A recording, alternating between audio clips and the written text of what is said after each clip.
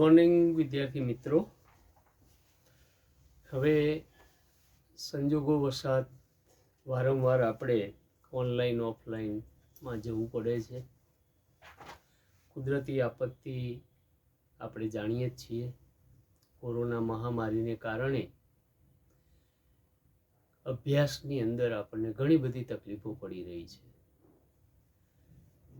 પણ આપણે એને સ્વીકારીને ચાલવું પડશે.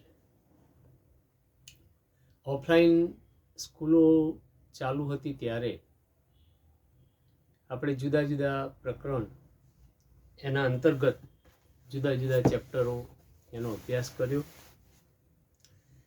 અહીંયા આપણે એક નવું જ પ્રકરણ વર્તુળ લઈને આવ્યા છીએ.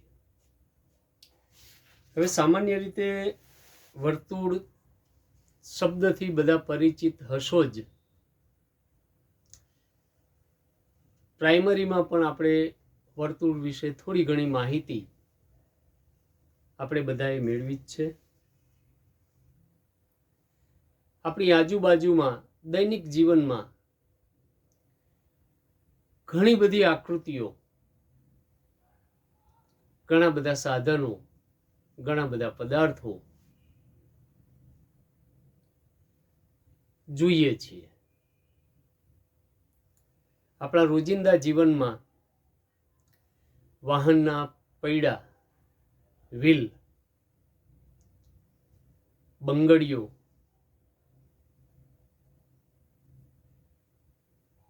કેટલીક ઘડિયાળના ડાયલ, ચંદા, 50 પૈસા કે 1 રૂપિયો કે 5 રૂપિયાના સિક્કા, ચાવી ભરાવવા માટેનું કિચન, કડી, શર્ટના બટન, આ તમામ વસ્તુઓનું અવલોકન આપણે કરીએ છીએ દરરોજ રોજિંદા જીવનમાં. તો આ બધી પદાર્થો, વસ્તુઓ, એનો આકાર આપણે તરત જ કહી દઈએ કે ગોળ છે.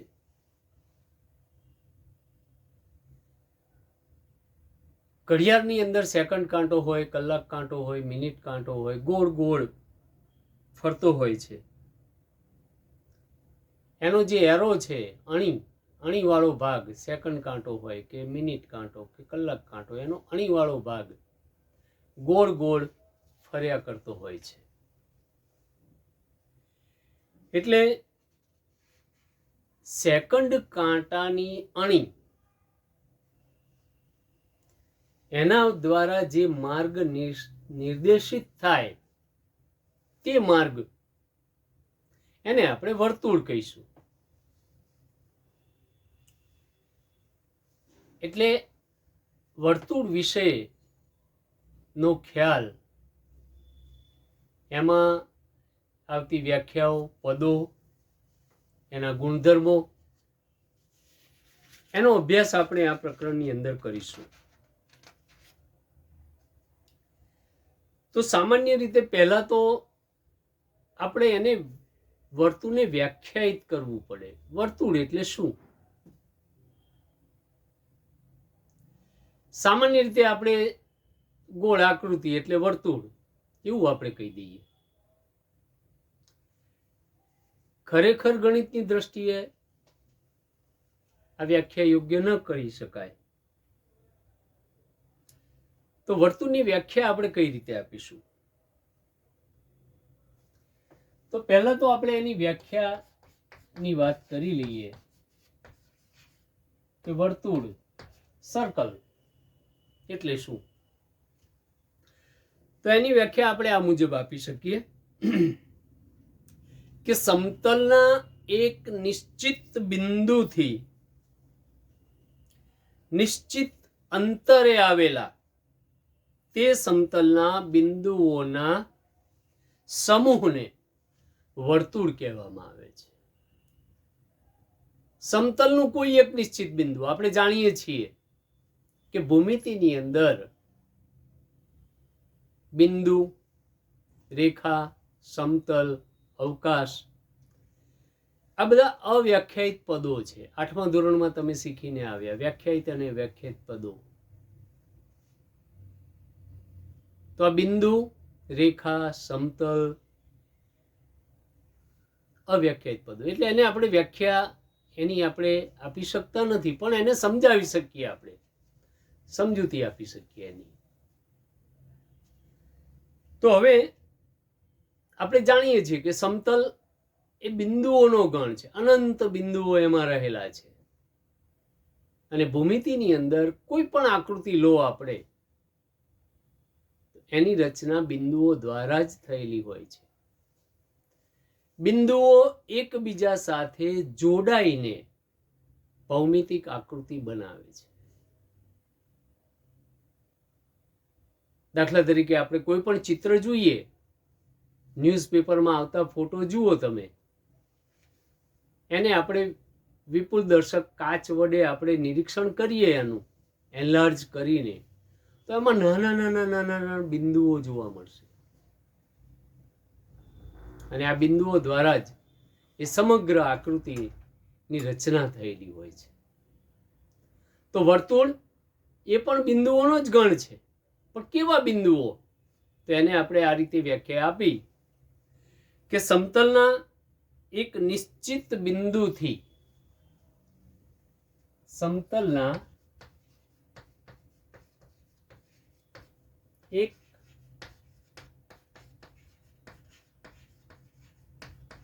નિશ્ચિત બિંદુથી નિશ્ચિત અંતરે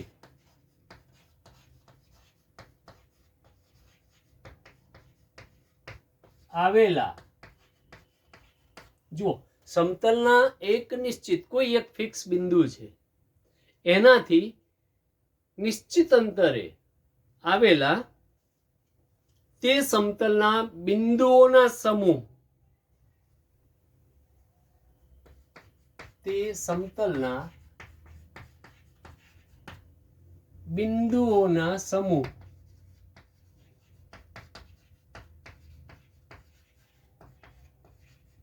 ને વર્તુળ કહે છે.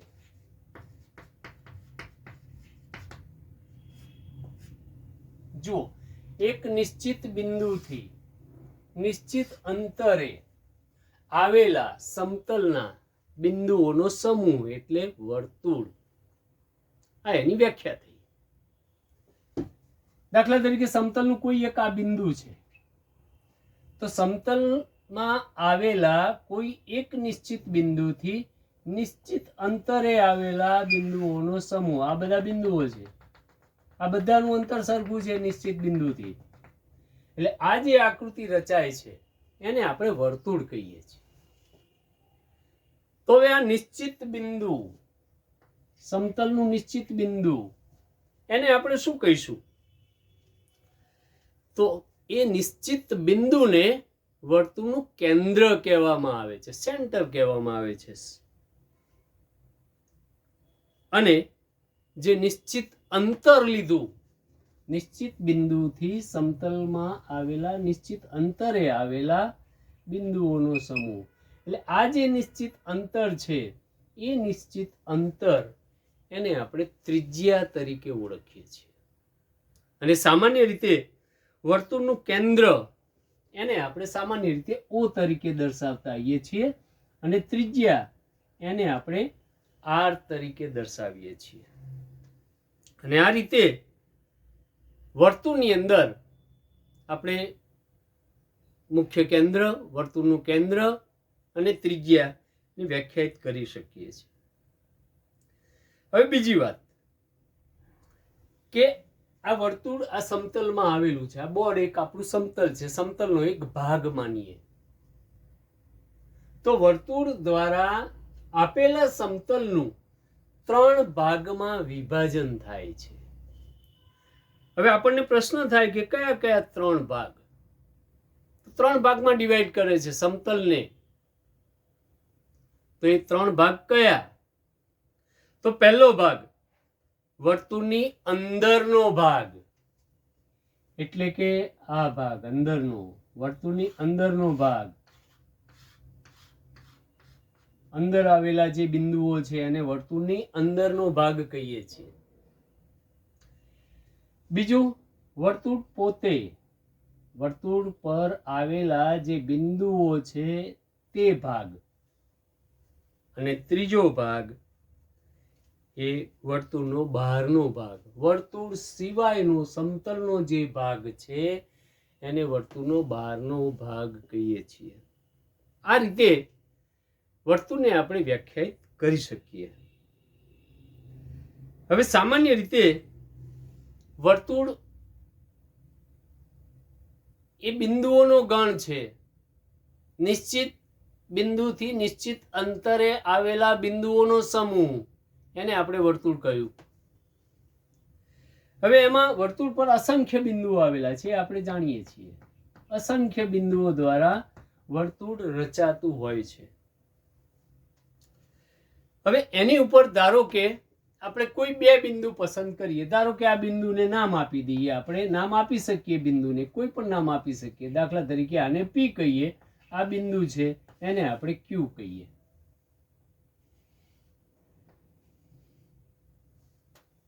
બરાબર, બે બિંદુ લીધા આપણે, P અને Q.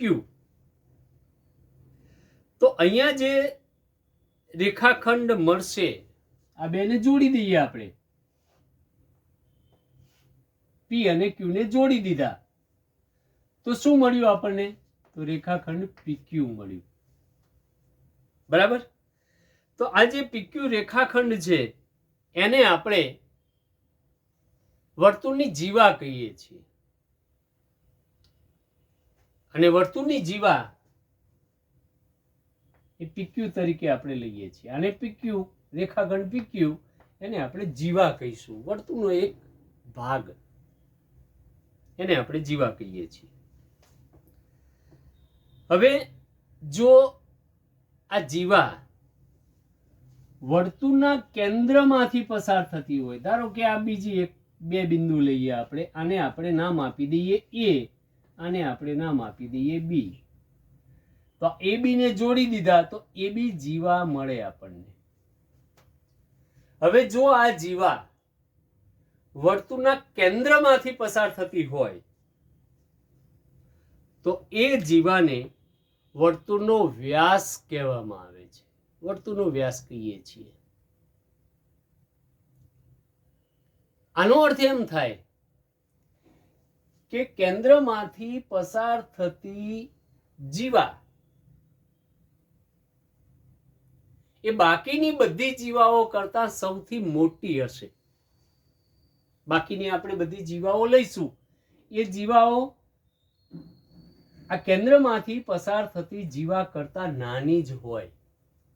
એનો અર્થ આપણે એમ કરી શકીએ, આપણે એને એમ કહી શકીએ કે વર્તુળમાં આવેલી સૌથી મોટામાં મોટી જીવા એને વર્તુળનો વ્યાસ કહીએ છીએ. આપણે એને આપણે શું કહીશું? વર્તુળનો વ્યાસ કહીશું. એટલે સૌથી મોટી જીવા એટલે વર્તુળનો વ્યાસ. આ બધું ક્લિયર થઈ ગયું હશે. ત્યાર પછી આપણે આગળ વાત કરીએ કે વર્તુળ પરના બે બિંદુ લીધા આપણે, P અને Q. બરાબર. ધારો કે તો વર્તુળ પરના બે બિંદુ વચ્ચેનો વર્તુળનો જે ભાગ છે, આટલો ભાગ, P થી Q સુધીનો વર્તુળનો ભાગ, એને શું કહેવાય? રેખાખંડ PQ ને આપણે જીવા કહી. તો બિંદુ P થી Q સુધીનો વર્તુળનો જે ભાગ છે એને આપણે શું કહીશું? તો એને આપણે ચાપ નામ આપ્યું છે. એને આપણે શું કહીશું? ચાપ કહેવામાં આવે છે. અને ચાપને આપણે આ રીતે રાઉન્ડ શેપમાં દર્શાવીએ છીએ. આને આપણે વંચાય ચાપ PQ, આને આપણે રેખાખંડ PQ કહીશું. રેખાખંડ PQ એ જીવા છે, જ્યારે આ છે ચાપ કહીશું. વર્તુળનો એક ભાગ છે એમ આપણે કહી શકીએ. બરાબર. હવે બીજી વાત કે અહીંયા જે આપણને PQ ચાપ મળ્યો, તો ત્યાં આપણને વર્તુળના બે ભાગ જોવા મળશે. એક નાનો ભાગ એટલે કે આટલો ભાગ, અને બીજો બાકીનો જે વધ્યો છે વર્તુળનો ભાગ, એટલો ભાગ. તો આ નાનો ભાગ છે એને આપણે લઘુ ચાપ કહીએ છીએ, અને બાકીનો જે મોટો ભાગ બચ્યો એને આપણે ગુરુ ચાપ તરીકે ઓળખવામાં આવે છે. ખ્યાલ આવી ગયો? ચલો ત્યાર પછી આગળ વાત કરીએ. હવે સામાન્ય રીતે વર્તુળની અંદર સૌથી મોટામાં મોટી જીવા એટલે વ્યાસ આપણે કહ્યું હમણાં. તો જો બિંદુ P અને Q એ વ્યાસના વર્તુળના વ્યાસના અંત્ય બિંદુ હોય ત્યારે બંને ચાપ સમાન થઈ જાય, કારણ કે બે અર્ધવર્તુળ મળે. આપણે આ વર્તુળ છે, વ્યાસ છે, વ્યાસથી આપણે વર્તુળને કાપી નાખીએ તો બે સરખા ભાગ મળે. એનો અર્થ એમ થયો કે આપણને બે અર્ધવર્તુળ મળે છે. અને વર્તુળની જે પૂર્ણ લંબાઈ મળી, લંબાઈની વાત છે, સમજી લેજો અહીંયા. એટલે કે બિંદુ P થી આપણે ચાલુ કરીએ, શરૂઆત કરીએ અને આખો રાઉન્ડ ફરીએ અને P સુધી આવીએ, એટલો ભાગ એટલે વર્તુળની લંબાઈ. તો વર્તુળની લંબાઈને શું કહેવાય? તો વર્તુળની પૂર્ણ લંબાઈને પરિઘ તરીકે ઓળખવામાં આવે છે. તો એને આપણે શું કહીશું?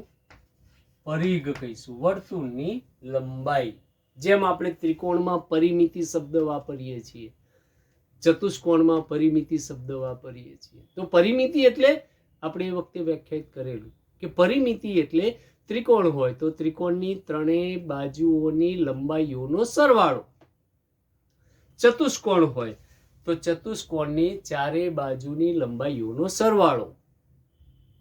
તો આ રીતે આપણે એને વ્યાખ્યાયિત કરી શકીએ ત્રિકોણ અને ચતુષ્કોણની અંદર. તો અહીંયા વર્તુળની લંબાઈ એને આપણે પરિમિતિ નહીં કહીશું, પણ એના માટે એક શબ્દ વાપરીએ છીએ જે પરિઘ તરીકે ઓળખવામાં આવે છે. અને સામાન્ય રીતે કોઈ પણ જીવા લઈએ આપણે વર્તુળ પર, તો જીવા અને તેના બંનેમાંથી કોઈ એક ચાપ, એ વચ્ચેનો પ્રદેશ જે મળે છે એને આપણે વર્તુળાકાર પ્રદેશનો વૃત્તખંડ કહીશું. વર્તુળનો એક ભાગ એટલે વૃત્તખંડ. એટલે અહીંયા જોઈએ આપણે કે આ વર્તુળ આપણે દર્શાવ્યું અહીંયા, બરાબર. આ બિંદુ છે O સેન્ટર, અહીંયા આપણે ધારો કે X, અહીંયા બિંદુ છે Y. તો આટલો જે ભાગ મળે છે જીવા સહિતનો, જીવા અને ચાપ બંને ભેગા મળીને જે ભાગ મળ્યો તેને આપણે વર્તુળનો વૃત્તખંડ કહેવામાં આવે છે. એને આપણે વૃત્તખંડ કહીશું, વર્તુળનો એક ભાગ. હવે વૃત્તખંડ બે પ્રકારના મળે, ગુરુ વૃત્તખંડ અને લઘુ વૃત્તખંડ. લઘુ ચાપ સાથે સંકળાયેલો જે ભાગ છે એને લઘુ વૃત્તખંડ કહેવાય. ગુરુ ચાપ સાથે સંકળાયેલો જે ભાગ એને આપણે ગુરુ વૃત્તખંડ તરીકે ઓળખીએ છીએ. એટલે બે રીતે આપણે કહી શકીએ છીએ એને, બરાબર. ત્યાર પછી આગળ વાત કરીએ તો વર્તુળના ચાપ, કોઈ પણ ચાપ લો. અહીંયા આપણે XY ચાપ લીધો છે તો XY લઈએ, બરાબર. તો વર્તુળનો ચાપ અને વર્તુળના કેન્દ્રથી ચાપના બંને અંત્ય બિંદુઓને જોડતી બે ત્રિજ્યાઓ વચ્ચેનો વર્તુળાકાર પ્રદેશ સમજી લેજો. વર્તુળનો કોઈ એક ચાપ, તો આ XY ચાપ લીધો આપણે, તો XY ચાપ અને ચાપના અંત્ય બિંદુઓ એને જોડતી ત્રિજ્યાઓ, એની વચ્ચેનો જે ભાગ મળે એ ભાગને શું કહેવામાં આવે છે ખબર છે તમને? એને આપણે વૃત્તાંશ કહીશું. વૃત્તાંશ એટલે વર્તુળનો એક અંશ, એને વૃત્તાંશ કહીએ છીએ. બરાબર? એટલે વર્તુળનો કોઈ એક ચાપ લો અને ચાપના અંત્ય બિંદુઓને કેન્દ્ર સાથે જોડતી ત્રિજ્યાઓ, એની અંદરનો વચ્ચેનો જે ભાગ છે એને આપણે વૃત્તાંશ તરીકે ઓળખીએ છીએ. જો લઘુ ચાપ હોય તો લઘુ વૃત્તાંશ, ગુરુ ચાપ તરીકે લઈએ તો ગુરુ વૃત્તાંશ તરીકે ઓળખવામાં આવે છે. બરાબર? તો આ રીતે વર્તુળને લગતી વ્યાખ્યાઓ, વર્તુળમાં આવતા પદો, એના વિશે આપણે આજે માહિતી આપી. ફરીથી તમારે આ વસ્તુ જે વ્યાખ્યાઓ છે જોઈ લેજો. ન સમજાય ત્યાં તમારે જ્યારે પણ સમય મળે ત્યારે મેસેજ અથવા તો બીજી રીતે તમારે પૂછી લેવાનું અને એને સરળતાથી સમજૂતી આપવામાં આવશે. અહીંયા આપણે વર્તુળનો ભાગ 1 પૂર્ણ કરીએ છીએ. હવે પછી નેક્સ્ટ લેક્ચરમાં વર્તુળ ભાગ 2 ની શરૂઆત કરીશું, ચાલુ કરીશું. Thank you.